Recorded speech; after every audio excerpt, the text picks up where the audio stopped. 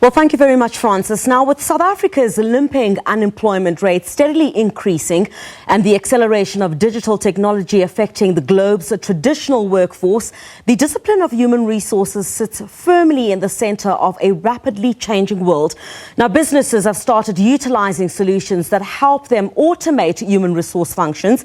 So tonight we're joined in studio by Angie Lee Ontong, who is the Director of Human Resource Development at the Department of Trade and Industry, and Deon, who is a principal consultant in the talent and career business in Mercer. Thank you so much to you both for joining me this evening. Thank you. I want to talk about what the future of jobs looks like, and how do we improve the potential of people finding employment? Let me start with you. In terms of jobs within the public sector, I mean, if we look at technology coming into place, it gives us an opportunity to redefine and reshape the whole organizational culture, to upskill our people, to embrace technology, and to move forward with a passion for training and development. I mean, I have a huge passion for training and development and people development, and we want to see people succeed and improve in the jobs, and we want to enhance and contribute to the creation of inclusive economic growth, which is quite important in our country at this point in time. Absolutely. Deon, let me come to you on this one. The issue of unemployment still remains a major challenge for South Africa. In the human resource aspect of it, if you have someone sitting at home and thinking, you always hear people say, I'm struggling to find a job, I'm struggling to find the human resource element of it and the solutions that are there. How does this help in the future going forward? If we look at the fourth industrial revolution, for example, young people or whoever's trying to find employment would obviously need to start doing things differently. Yeah, absolutely. So I think it's really important that we create the right kind of opportunities. And I think in the human resources profession, a lot of automation around e-learning and learning solutions has taken place. I think there's a good opportunity for people to build skills even prior to joining the workforce. And I think what's really important for me is that young people also need to think about what's the kind of profile that they need to create for themselves. So we're finding that your social media kind of profile and your organizational profile is starting to merge, and people need to be quite conscious about what they do online. I think recruiters are no longer just looking at CVs, they're also looking at what you do online and offline. So I think there are lots of opportunities through technology for people to prepare themselves properly for the world of work and also for the future of work. Yeah, times are certainly changing, again with the issue of the fourth industrial revolution. If we look at the kind of skills that young people are coming out with from university, are we as South Africa currently, where do we stand in terms of equipping young people when they come out of those tertiary institutions into a workforce which is really changing? Everything is digitalized now, and you might find that they don't have those necessary skills that would put them in the best placed position for them to access those employment opportunities. Let me come to you.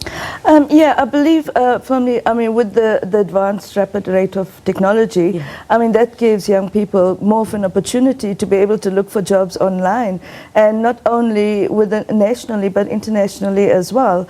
And with us at the DTI, we give internship opportunities to about 5% of our total staff complement on an annual basis, which we've just changed to a 2-year duration. So that gives interns an opportunity to come in, and they bring in their academic knowledge, and we create a blended opportunity for them to apply that in the practical workplace. So in addition to that, we also offer behavioral skills, transversal skills, management and leadership development, and we try to pave the way for them for the future, so that at the end of that 2-year period, when they go back into the industry, then they're more marketable.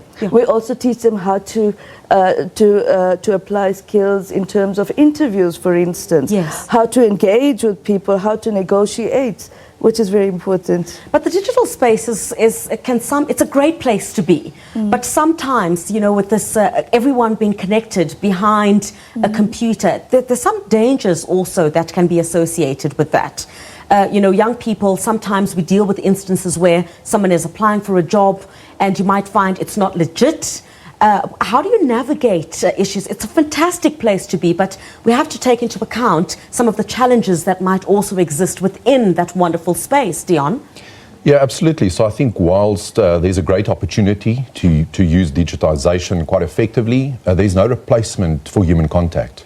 And I think for Mercer, that does a lot of work in the rest of Africa, we're still big believers to utilize technology, but there's a lot of times that we get on a plane and get to clients and get to employees on a face-to-face basis. Yeah. So I think even in a world where we are looking at the automation of recruitment processes, where there's a lot of online solutions to do the first step in the process, do psychometric assessment. Yeah. I'm a firm believer that there's a point at which face-to-face contact becomes really important.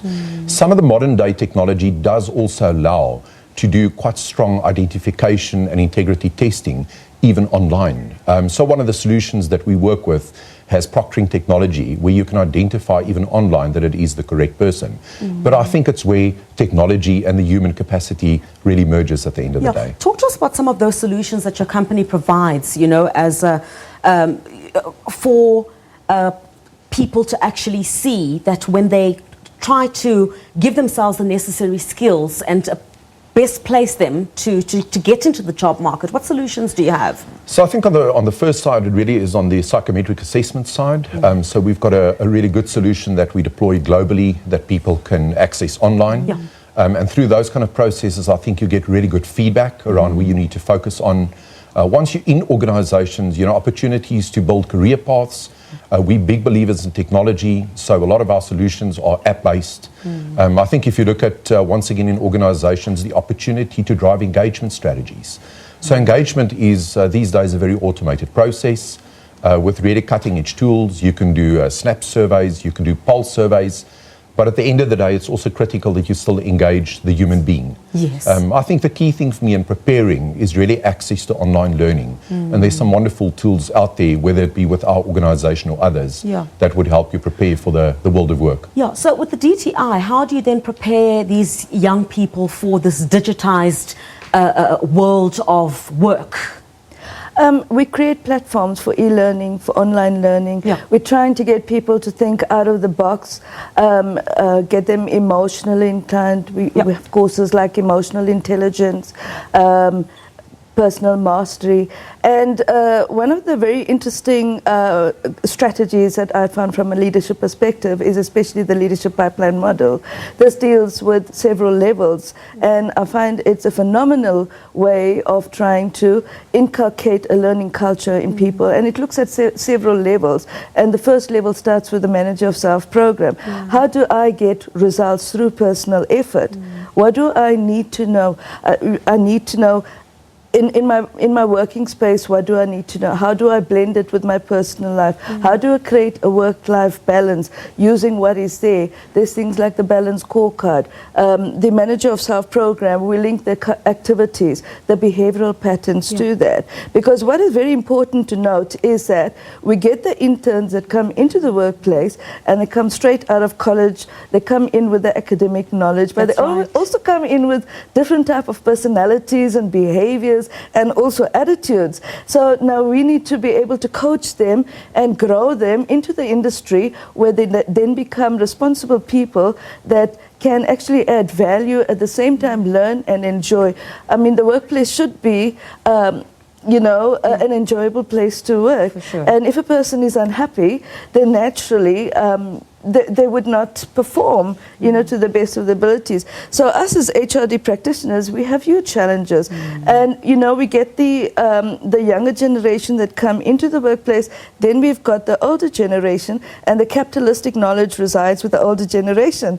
Whereas the younger generation comes in all technical and savvy, and, they've got these technical skills that actually tend to intimidate the older generation. But now the challenge is finding a blend, because the new people that come in, like for instance the interns, they can learn a lot from the existing employees, and the same applies to the existing employees. And very often we find like resistance, and resistance to embrace new ideas, new challenges, and finding a way to break through that is what would actually prove very, very beneficial for the organization. How do you make it all inclusive? Because one could argue that more in the urban space, you would have them, more accessible to some of these opportunities. In the rural rural space, you might find a challenge where you have to start from scratch.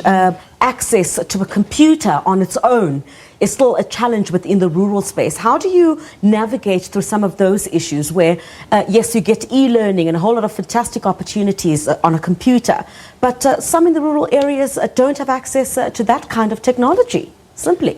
Yes, I think there's a large accountability on corporate South Africa. Yeah. And I think there are a large number of organizations that are doing really amazing work in creating access to things like learnerships, organizations that are supporting communities and building skills. So I think corporate South Africa really has a big role to play. We conduct an annual study on global talent trends. Yeah. And I think the one thing that binds us together is that, if you look at the level of disruption that we anticipate, 78% of executives in the survey tell us in South Africa that they are expecting significant disruption in the next 3 years. So I think it's critical that we've got to be impacting all parts of the community. Yeah.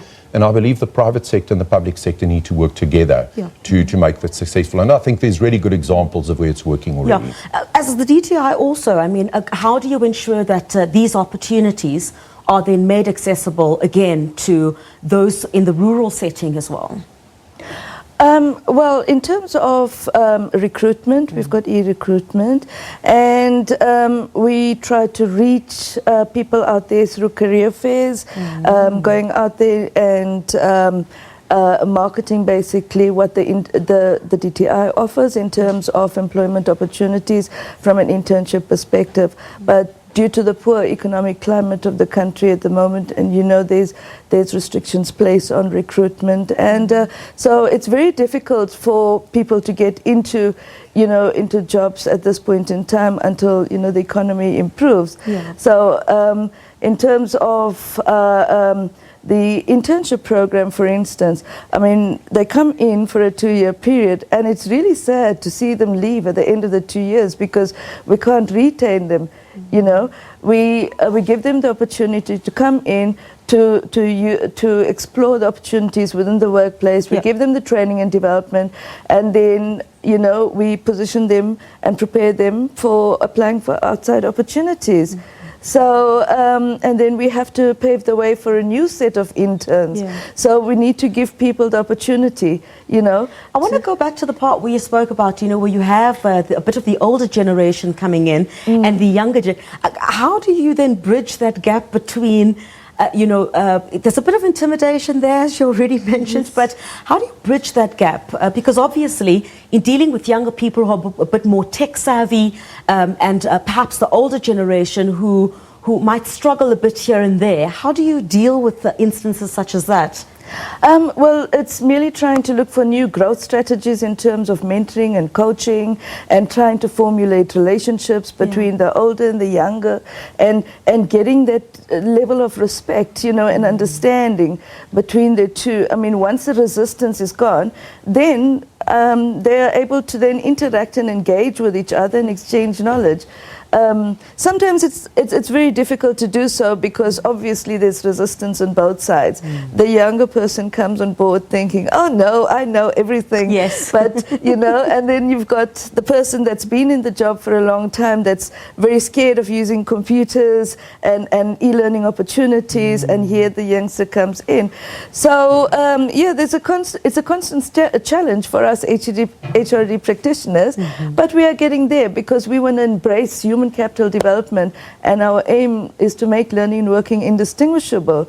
And at the DTI, we want to create a whole new human capital development footprint. All right, we're fast running out of time. Time just seems to fly by. But what advice would you give to young people and even older people who want to get into the space, who need to understand that times are changing? There's a different way to do things. Deon? I think it's critical that you build your skills as much as you can.